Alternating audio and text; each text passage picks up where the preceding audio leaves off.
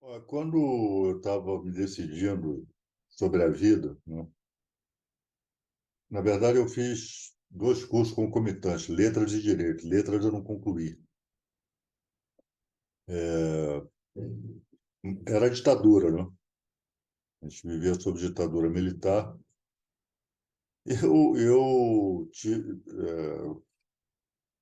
Cada um tem seus sonhos, suas perspectivas de vida futura, etc. Eu queria ser advogado de preso político. Então eu resolvi cursar direito por causa disso, né? Só acabou não acontecendo. Eu enveredei pelo direito do trabalho, não defendi nenhum preso político, mas dos que sobreviveram, fiquei amigo de muitos deles, né? Então, sempre tive, ao longo da minha vida, contato e vivência, né, com esse segmento, né, da vida brasileira que foram os perseguidos, os ex-presos políticos, enfim, torturados. E isso teve uma influência muito grande na minha vida e na minha trajetória profissional. Eu tinha muita admiração, né, pelos advogados, por Sobral Pinto, Heleno Fragoso, enfim, Modesto da Silveira e tantos outros, né, que honraram a profissão ali naquele momento com talento, coragem e determinação, né? Agora, a Lava Jato, ela tem, em certa medida, né, guardadas as proporções, teve uma gravidade maior, porque na ditadura é ditadura, pô. Ditadura não tinha poder judiciário funcionando livremente, né? A justiça dos presos políticos, em termos de Estado, era a justiça militar, né? Então, não se tratava aí de utilização da justiça como instrumento político para perseguir. Não era isso, né? Era perseguição direta, era pau de arara, era boicote, era Senimar, enfim. Na Lava Jato, não, né? Nós tínhamos formalmente um regime constitucional com as competências do Poder Judiciário e do Ministério Público claramente definidas na Constituição, né? A Constituição Democrática, a Constituição de 88, e essa turma da Lava Jato desonrou e rasgou a Constituição, né? E, de forma solerte, né, eles se valeram dos seus cargos, das suas atribuições, né, para usar o direito para rasgar o direito, né, para vilipendiar o direito. Foi isso que a Lava Jato fez, né? E cometendo aí uma série interminável de crimes, né, como os diálogos aí da Operação Spoofing mostram claramente, e nós já denunciávamos isso lá da tribuna da Câmara, né? Então, a Lava Jato foi um, um, um estado de exceção, né, em pleno regime constitucional, né? Um estado de exceção se valendo do aparato do Estado, né, para perseguição política e servir a interesses, exclusivos estrangeiros, né? Hoje se sabe que a Lava Jato tinha a orientação do Departamento de Justiça norte-americano, né? Então, a Lava Jato é algo criminoso, né? Foi uma verdadeira organização criminosa e que não pode ficar impune. Olha, essa história de combate à corrupção, isso é uma história. Eu sou um leitor, eu sou estudioso da história, eu gosto, sou um diletante, não sou historiador, mas estudo muita história, né? E essa conversa de combate à corrupção, eu já conheço desde longe, desde Lacerda, desde a UDN, né? Isso é conversa fiada. Isso sempre foi, né? Esse chamado combate à corrupção, sempre, a Lava Jato não inventou isso, serviu de instrumento para perseguição política. Basta ver o que Carlos Lacerda fazia com seus adversários, né? O que ele fez com o presidente Getúlio Vargas, né? Então, a instrumentalização de algo que é repulsivo, que é a corrupção, como qualquer crime. A corrupção não é um crime especial, né? Ela é tão grave quanto o estupro, quanto o homicídio, né? Agora, a questão aqui no Brasil é que a corrupção, né? E, aliás, que é um tipo penal que acabou ganhando uma nova conceituação por parte da política, né? Tudo, qualquer tipo de desvio por parte de agente público ganhou o nome de corrupção, né? Ainda que tecnicamente não seja corrupção. Isso serve, né? Isso tem um papel para fortalecer a estigmatização, né? Então, e aqui no Brasil, e a ditadura fez muito isso, e mesmo fora da ditadura, esse processo de estigmatização, né? De se criar o inimigo público número um, né? Então, na ditadura eram chamados terroristas, subversivos, comunistas, sindicalistas, etc. Na vida comum, o traficante, né? E na política, o corrupto, né? Então, a Lava Jato, ela, com o apoio midiático que teve, sem esse apoio midiático não existiria a Lava Jato, elegeu-se a corrupção hipocritamente como inimigo público número um, né, da vida brasileira. E eu me lembro claramente corruptos, rematados corruptos, vindo à luz do dia defender o combate à corrupção, a prisão do presidente Lula, a criminalização da esquerda e do PT, né? Da mesma forma como fizeram em 1964. Não, essa história, a Lava Jato jamais significou um enfrentamento genuíno com a corrupção, porque não se pode enfrentar crime praticando crimes. Então, a Lava Jato ela já nasceu ilegal, ela já nasceu como estado de exceção. Não há nada que mereça aplauso na Lava Jato, nada, rigorosamente nada. E, pelo contrário, né? Na pescaria que eles sempre faziam, né? Então elegiam um inimigo e faziam a pescaria. Vamos ver se esse cara tem alguma coisa aí para a gente pescar, né? É, a Lava Jato acabou, na verdade, livrando da responsabilização os verdadeiros corruptos. Então, uma série de gente que de fato praticou crime, mas diante das nulidades que a Lava Jato semeou ao longo da sua trajetória criminosa, né, acabaram se livrando. Então, a Lava Jato, na verdade, ela serviu à corrupção, né? Era uma operação corrupta, corruptora, e acabou servindo aos corruptos e corruptores.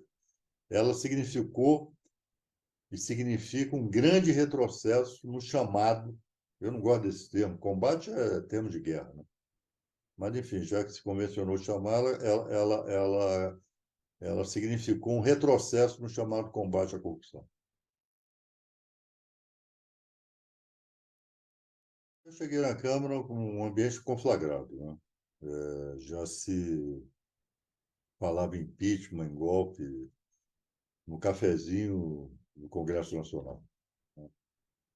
Eu fui ali, em poucos dias ali, eu tive a convicção de que, a não ser que o movimento de massas, a não ser que surgisse o movimento popular, o impeachment seria inevitável, né? E, paralelamente, a Lava Jato fortalecia os ímpetos para o golpe de Estado.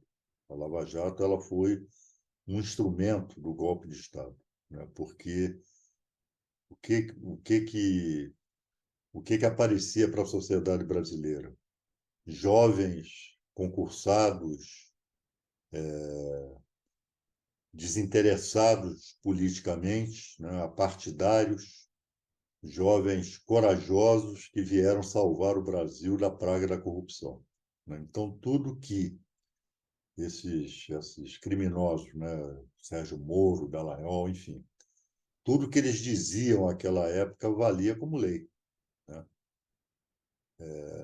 Eles apontavam o dedo e o sujeito já estava condenado, né? Eles deixavam de investigar determinadas condutas, né, de pessoas, e a pessoa já era considerada inocente, como, por exemplo, Aécio Neves, né, e outros, né, que foram, Fernando Henrique Cardoso, né, enfim, que foram expressamente, os diálogos mostram isso, né, foram,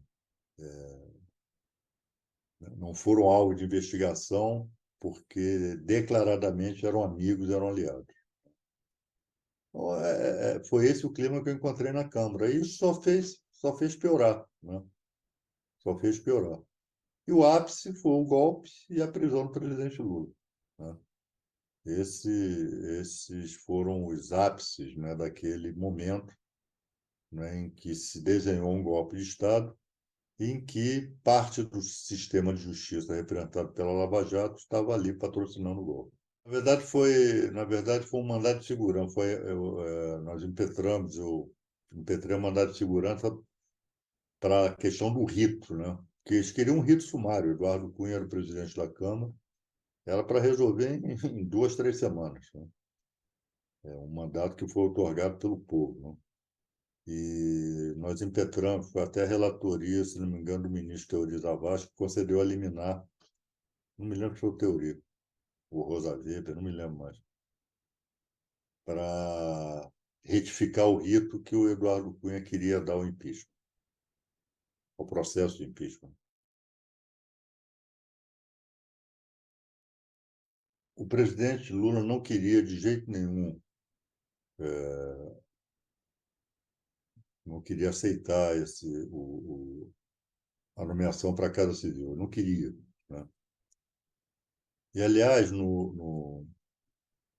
esse é um do rol interminável de crimes que Moro cometeu, Dallagnol cometeu, os grampos ilegais. Eu mesmo fui grampeado várias vezes por essa gangue.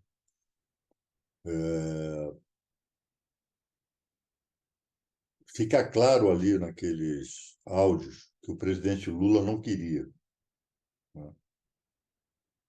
E o Moro, em mais um, esse sujeito tem a vocação para o crime, né? Ele omitiu praticamente todos os áudios e só divulgou um, né? Em que é a conversa dele com a presidenta Dilma, em que ele acaba aceitando, né, a indicação, dando a parecer que ele estava indo para lá para se livrar da prisão, que a Dilma estava oferecendo a Casa Civil para ele ganhar chamado foro privilegiado, né? Porque como ministro ele só poderia ser responsabilizado pelo Supremo Tribunal Federal, né? E sairia da jurisdição da vara de Curitiba. E o ministro Gilmar Mendes, né, induzido, e hoje ele reconhece isso, induzido por essa gravação ilegal, deu a liminar impedindo que o presidente Lula assumisse a chefia da Casa Civil. Essa foi, essa foi a história. Hoje se tem conhecimento, né, com a divulgação dos diálogos, que os áudios deixavam claro que o presidente nunca quis ser, ele acabou cedendo porque a presidenta Dilma queria salvar seu governo e achava que eu tenho minhas dúvidas se mesmo ele sendo nomeado para eu tenho minhas dúvidas, mesmo ele sendo nomeado para a Casa Civil, se resolveria a questão do impeachment. Tanto que ele embora não tenha assumido formalmente a Casa Civil, mas ele veio para Brasília, ficou aqui, foi conversar com diversos parlamentares e só levou não, né? Ali era algo também que dizia respeito ao machismo e à misoginia em relação à presidenta Dilma, né? Eles estavam decididos efetivamente. Então, ele me relatou vários diálogos. Pô, se fosse o senhor, jamais estaria acontecendo, mas essa mulher aí nós não queremos mais. Então, assim se deflagrou o golpe, né? E com a Lava Jato fazendo o seu papel de grande instrumento do golpismo aqui no Brasil. Primeiro tem que reconhecer que o ministro Gilmar retificou, né, o entendimento dele, seja lá por que motivos for, mas o dado objetivo é que o ministro Gilmar acabou contribuindo, né, para que o Estado democrático de direito voltasse aos seus trilhos, né? Isso tem que ser reconhecido, né? Agora, o Supremo, parte da composição do Supremo, ora parte majoritária, ora parte minoritária, contribuiu, né, para o estado de exceção, né? Havia absurdos ali em que ministros do Supremo citavam como autoridade jurídica o Sérgio Moro. Isso é algo, uma Corte Suprema citando julgados do primeiro grau como estándar jurisprudencial. Isso é uma completa inversão de valores. Isso mostra que parte do Supremo se submeteu, né, se dobrou à Lava Jato, né, e surfou naquela onda do moralismo do suposto combate à corrupção, né. Então, não era fácil, né, porque ali também, num dado momento, eu percebi que a prisão do presidente Lula era inevitável, né? Era inevitável. Qualquer iniciativa que se tomasse ali aquele respeito de denunciar desmandos, né, da Lava Jato, desmandos não, né? A Lava Jato por si só era o desmando, né? Não é que ela cometesse desmando, ela era o desmando. Você era logo taxado de aliado da corrupção, de advogado de bandido, né? Isso também é muito comum aqui no Brasil. E agora o Supremo Tribunal Federal teve um papel negativo naquele momento, né? Teve um papel negativo naquele momento que mais tarde viria a ser corrigido, né? Quando, sobretudo após a divulgação dos diálogos com a Vaza Jato, a Operação Spoofing, né? Enfim. Mas o Supremo, do meu ponto de vista, teve um papel muito ruim ali naquele momento.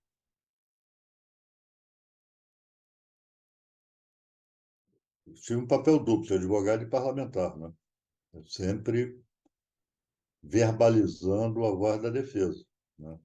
Eu fiz parte da equipe de advogado do presidente Lula, que era comandada pelo novo ministro do Supremo Tribunal Federal, Cristiano Zanin, né? Então, era o meu papel ali. O meu mandato foi praticamente. A energia do meu mandato estava toda voltada para a defesa do presidente Lula e para denunciar a Lava Jato, né? Obviamente, na defesa da presidenta Dilma até o impeachment, né? Até a consumação do golpe. Então, meu papel foi esse, né? De subir à tribuna e verbalizar, reafirmar princípios, né, do direito, princípios, valores da Constituição que estavam sendo jogados na lata do lixo lá pela gangue lavajatista. Ele mesmo dizia, eu conversava muito com ele naquela época, qual é o sentido de dar o golpe na Dilma e deixar o concorrer à presidência com chances quase que absolutas de vitória, apesar de tudo, né? É bom lembrar que Lula sempre esteve à frente das pesquisas, mesmo naquela época em que ele estava sendo criminalizado. Então, de fato, era isso mesmo, né? O objetivo da Lava Jato, na verdade, era prender Lula, né? E, ao prender Lula, desmoralizar todo o projeto de soberania nacional, todos os projetos sociais da esquerda, dos governos, né, do presidente Lula, da presidenta Dilma. Era esse o objetivo maior da Lava Jato, né? E eles, num primeiro momento, conseguiram. Esse projeto ele foi apensado a outros, né? Porque a lei de abuso de autoridade acabou absorvendo isso aí tudo. Enfim, não da maneira que eu queria, mas melhorou-se um pouco, né? O regramento da delação premiada, reafirmou-se a necessidade de a delação ser, enfim, espontânea, coisa que eu não acredito que preso, ninguém que está preso delata espontaneamente, delata porque se arrependeu. Delata porque quer sair da prisão, pô. E eu tinha um outro projeto que proibia a delação, que quem estivesse preso não teria, a delação não seria aceita, né? Sua época foi considerado um absurdo, deu matéria no Fantástico, enfim. Eu fui colocado no rol daqueles que apoiavam a corrupção, e enfim. Então, o meu papel ali era subir à tribuna e elaborar projetos de lei, né? E foi o que eu fiz. Agora, a tramitação desse, como eu estou te dizendo, isso aí deve ter sido pensado enfim, isso não existe mais. Quando você conhece um pouquinho a história, quando você sabe que isso vem de longe, como dizia o saudoso governador Brizola, né? Isso vem de longe, isso é quase que estrutural na política brasileira, na história política do Brasil, isso não me intimidava, né? Eu sabia que isso, e que isso ia passar também, né? Era uma onda, né? Era uma onda, agora é aquilo, né? Uma onda que ora ela arrebenta na praia, ora ela fica ali submersa, né? O lavajatismo não acabou, né? O lavajatismo precedia a Lava Jato, né? O lavajatismo ele vem da UDN, vem do Lacerda, vem da criminalização da pobreza por parte do sistema de justiça, né? Isso que eles fizeram com a política, com os políticos, né? Lideranças políticas, o Ministério Público, a polícia e os juízes sempre fizeram com os mais pobres, né? Sempre condenar sem provas, forjar provas, delações obtidas mediante porrada, né? Isso é nesse momento que eu estou falando aqui com você, isso deve estar acontecendo em alguma delegacia de polícia aí pelo Brasil. Então, aquilo não me, eu sempre tratei aquilo, né, como um combate político, né? Então, um combate político, você bate, você apanha, você fere, você é ferido, né? Então, eu nunca me senti intimidado por, né, mesmo sendo, às vezes, a reportagem principal aí do Jornal Nacional, do Fantástico, etc., aquilo não me intimidava. Pelo contrário, né? Se eu fosse subjetivizar aquilo, para mim era um recado de que eu estava no caminho certo. Um dos diálogos foi vazado, né? Que é um dos diálogos que mencionavam, né? Enfim, saiu na imprensa aí eu tive, não, eu quero saber, bom, provavelmente, eu já tinha tido notícia, né? Alguns colegas advogados que já tiveram acesso aos diálogos, já há tempos me diziam, ó, você é muito mencionado ali, para você era o inimigo público número um deles. E eu sempre tive a curiosidade. Quando esse diálogo veio a público, né, eu resolvi requerer, né, e requerer ao ministro relator da Lava Jato, lá na segunda turma, que é o ministro Dias Toffoli, ele concedeu o acesso ao diálogo, mas isso foi semana passada, isso foi essa semana, a decisão foi publicada segunda ou terça-feira. Então, agora estão sendo organizados os procedimentos para eu, de fato, ter acesso ao diálogo, né, que foi deferido pelo ministro Toffoli. Estou muito curioso.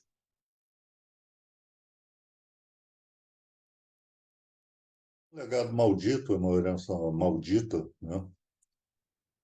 Foi a afirmação do estado de exceção, foi uma operação ilegal desde o seu nascedor, né? Não há nada que preste na Lava Jato, não há nada que, olha, mas isso aqui, não. Foi conduzida por criminosos, né? E resultou em quebra de empresa, grandes empresas nacionais foram quebradas. Eu me lembro, esse Sérgio Moro, que é um. Sérgio Moro, se você quiser, assim, modelo de mediocridade, é Sérgio Moro. Ninguém bate Sérgio Moro no quesito mediocridade, né? Então, a mediocridade dele, na mediocridade dele, eu me lembro, né? E ele sempre citava o direito americano através dos filmes. Ele citava filme. Não, naquele filme, o procedimento era aquele, como se os dois sistemas jurídicos não tivessem diferenças. Agora, uma coisa ele omitia, né? Seja em filme, seja em processo judicial americano. Não há hipótese de um processo de corrupção de uma grande empresa americana nos Estados Unidos resultar em quebra da empresa, né? Porque é um, é um Estado capitalista. Como é que o capitalismo vai quebrar suas próprias empresas de forma programada? E a Lava Jato desnuda, né, o processo que é ser da periferia do capitalismo. O Brasil também é um Estado capitalista, então é contraditório o que a Lava Jato fez. Não, não é contraditório, porque o capitalismo, né, os senhores do capitalismo não admitem que na sua periferia, como é o caso do Brasil, tenham empresas sólidas, tenham soberania nacional, né? A Odebrecht, por exemplo, ela competia com empresas americanas em território americano, né? E isso a Lava Jato quebrou, né? Projeto nuclear brasileiro, com a prisão do almirante Otton, né? A Lava Jato quebrou. A Lava Jato trouxe. A Lava Jato é assassina, né? O reitor, cancelier da Universidade de Santa Catarina, se matou por causa da Lava Jato. Essa delegada não pode ficar nisso. A Érica Manena não pode seguir impune por aí, não pode seguir delegada da Polícia Federal. Então, a Lava Jato deixou um legado maldito, né? Um legado maldito e, enfim, nós estamos agora tentando retificar, né? Mas, repito, o lavajatismo continua por aí submerso.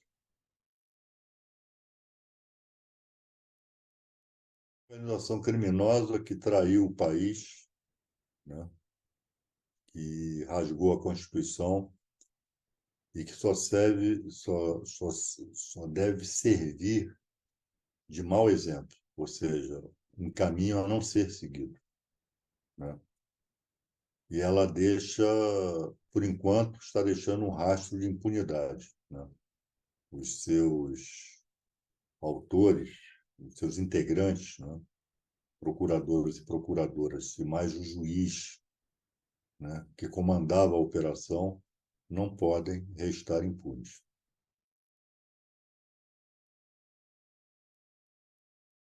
Não tem garantia. Não tem garantia. Enfim, é o combate, é a defesa permanente de postulados da democracia, de justiça social, enfim. Esse é o antídoto, né? Mas garantir que não aconteça, não volte a acontecer, não há como garantir.